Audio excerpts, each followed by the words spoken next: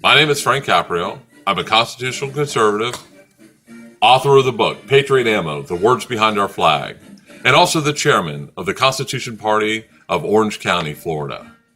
Today I'm going to take a constitutional look at what Trump said during his State of the Union speech. I have listened to a few rebuttals, but none address the reality of our constitutional republic. The Constitution of the United States is the supreme law of the land and must be treated as such for us to remain a free and prosperous nation. We must get back to this narrative or we are doomed as a nation. So let's begin. Trump started by saying that the U.S. government created 2.4 million jobs. No, it was Americans who did this, which Trump did mention near the end of his speech. This is what government getting out of the way looks like. Imagine the prosperity we as Americans would see if government went back to its constitutional size. He then stated that unemployment is down and stock markets are at all-time highs. This does not matter at all if government continues to put us further in debt or we are beholden to the Federal Reserve. Tax cuts have been implemented. Think about what our country would look like with no income tax. This is what a constitutional government would afford us. The mandate is gone from the ACA. This is a good thing. But why aren't we talking about the unconstitutional nature of the ACA? Again, talking about symptoms, not the problems. He then made the statement, faith and family, not government and bureaucracy, are the center of American life. Our motto is, in God we trust. If only the people in government believe this, and the American public also. He says we support our troops and police. Yet we continue to send Americans away to foreign countries to die in unconstitutional actions. We pass laws at the federal level, which are unconstitutional, which put police in danger because of the victimless crimes, in defiance of our common law heritage. Defending our Second Amendment and religious freedom has been very successful during his administration, he further stated. But what about all the other rights that continue to be trampled by the feds? How about NSA spying or the secret FISA courts? How about the unconstitutional federal ownership of land and the BLM? There are numerous instances of our government breaking the law and infringing on Americans' rights. He said that he wants to take care of vets. How about honoring the Constitution and bringing our troops home and close to 600 plus bases across the world in over 120 nations? Stop putting American service members in jeopardy for less than honorable reasons. He then stated he has eliminated more regulations in 1 year than any other president in history. This is a step in the right direction and only deals with the symptoms again, not the cause. There are over 400 unconstitutional agencies and departments that need to be eliminated in our federal government. Those agencies and departments are not supported by the Constitution of the United States. He stated that he has ended the war on energy and clean coal. He wants to get Motor City revving by bringing car companies back here in the United States. Getting government out of the way is the true answer. The Constitution is the blueprint for this plan. Trump next spoke of the right to try laws which allow terminally ill patients to try experimental drugs which could save their lives. This is just like the feds, jumping on the bandwagon. This legislation has already been passed in 38 states at the state level. So Trump's idea is only needed in 12 states. Trump wants to lower the prices on prescription drugs. Easy. Honor the Constitution and get government out of healthcare and insurance. Unfair trade deals. This is a proper role of government in my opinion. Fair and reciprocal trade is what he wants. I agree. Rebuild our crumbling infrastructure. This is where he starts to really go off the rails. He mentions the Empire State Building, which was built in under a year. This is what happens when government does not interfere. The builders obviously were subject to government involvement, but much less than what we see today. He then asked Congress for $1.5 trillion for infrastructure investment. Maybe Trump should reread the Constitution and refer back to the James Madison decision in 1816, where Madison agreed with an infrastructure bill presented to him by Congress but refused to sign it because it was not authorized by the Constitution. Same words in the document today. Why do we, the American people, tolerate these unconstitutional actions? He then talked about railroads. The history of railroads is one where it shows private entrepreneurship is the only way to go. The government-sponsored railroads, when railroads were being built across this nation, were highly inefficient, full of corruption. Um, the cost overruns were amazing, and they were not done on time. One private railroad which was built without government assistance came in under budget, on time, and actually turned a profit. That's the history of government. He then talked about workforce development in trade schools, vocational schools. This is a good idea, but it should be done privately. We do not need the federal government's hands in this at all. He then said he supported paid family leave.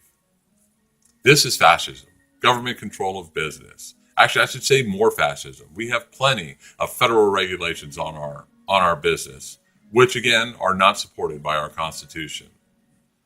He then stated he wanted to give former inmates a second chance on life. On this, I agree. Once you pay your debt to society, you should be reintegrated into society. If we feel different, then we need to take another look at our justice system. Then Trump started his overview of his immigration desires. He wants DACA at 1.8 million people. I personally oppose any form of amnesty, but I do see this as a negotiating tool of Trump with the Democrats. He wants to close the loopholes to keep illegal alien criminals out. He said, "It is my duty and sacred duty of all elected officials in this chamber to defend Americans, to protect their safety and families and their communities, and the right to the American dream, because Americans are dreamers too." Kind of political pandering, if you ask me.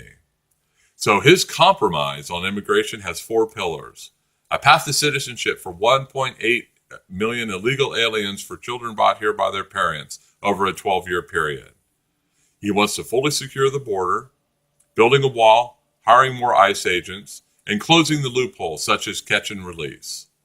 He wants to end the visa lottery, which allowed anybody who got lucky enough to pick the right card to come to the United States and become a citizen. He also talked about merit-based immigration system, and he wants to end chain migration. Immigration is a tool to help America and Americans. There is no right for anybody to come to this country and expect to become a citizen if we as Americans do not want them here. That's it. Overall, his ideas are a good program. The DACA program is subjective enough that that all of the dreamers will not remain here in the United States. I think this is about Trump showing the Democrats have no wish to protect America from illegal immigration. And even when given what they supposedly want, they will not agree to protecting Americans. But we shall see. He characterized it as putting America first.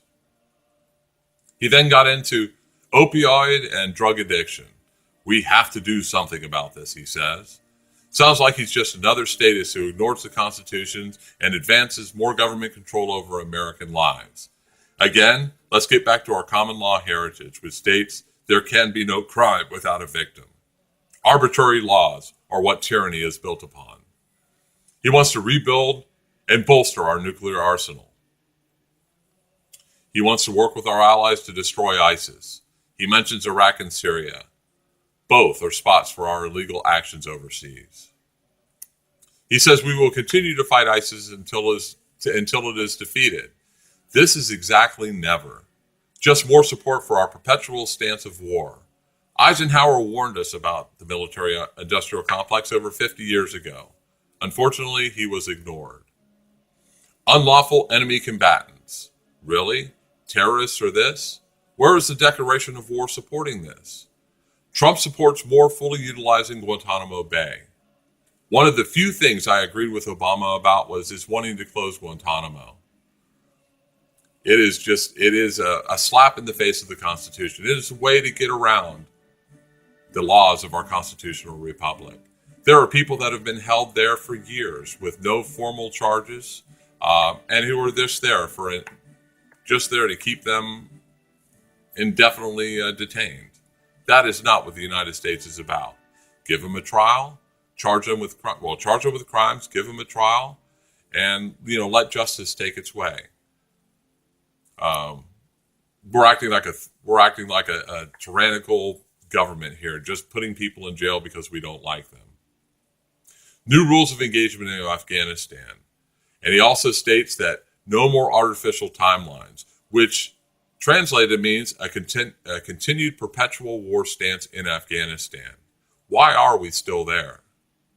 He argues against the countries who are friends of America, he argues against the countries who are not friends of America. He states that he doesn't want to send money to any country who does not support America. I say that no country across the nation or across the world should be getting money because it is not authorized by the Constitution. He wants to renegotiate the Iran nuclear deal. Exactly what authorization does he have to do this?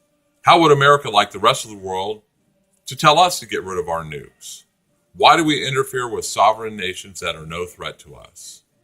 Some people say they're a threat to us, but if we had the proper stance here in the United States, we can protect our shores and we can do it highly efficient without sending troops around the world to die for less than honorable causes. He then mentioned Cuba and Venezuela, and he wants sanctions against both. I mean, that's not really helping the people of Cuba or Venezuela. The best thing we can do is to be the beacon of freedom, showing people how a government can operate to allow the people to pursue their happiness. We can be the blueprint for them to follow us. To give people freedom is to ignore human nature. You give somebody something, they do not value it. They earn it, blood, sweat, tears, lives, then they will do the right thing. Trump talked about the evil regime of North Korea. He wants more interference from the USA in their internal affairs. How many people know that it was the USA and the USSR who originally divided Korea into North and South in 1945? How many people know about the ships we stop and the goods we confiscate, including food that are going to North Korea? How about the repeated war games by our Navy off of their coast? Again, how would America like it if China decided to hold military exercises off the U.S. coast? Is it a surprise that North Korea has hostility towards us? At the end of his speech, he talked about the founding of our country. He refers to the belief of Americans ruling themselves. He talks of liberty and the Congress being a monument to the people. He stated that this city and this nation belong to the people. This is the kind of rhetoric that we need to be pushing. The Constitution of the United States is America. It is the reason we have had as free and prosperous a nation as we have had. As we move away from those ideals, we see the results. Prosperity is replaced with poverty. Liberty replaced with dependence on government.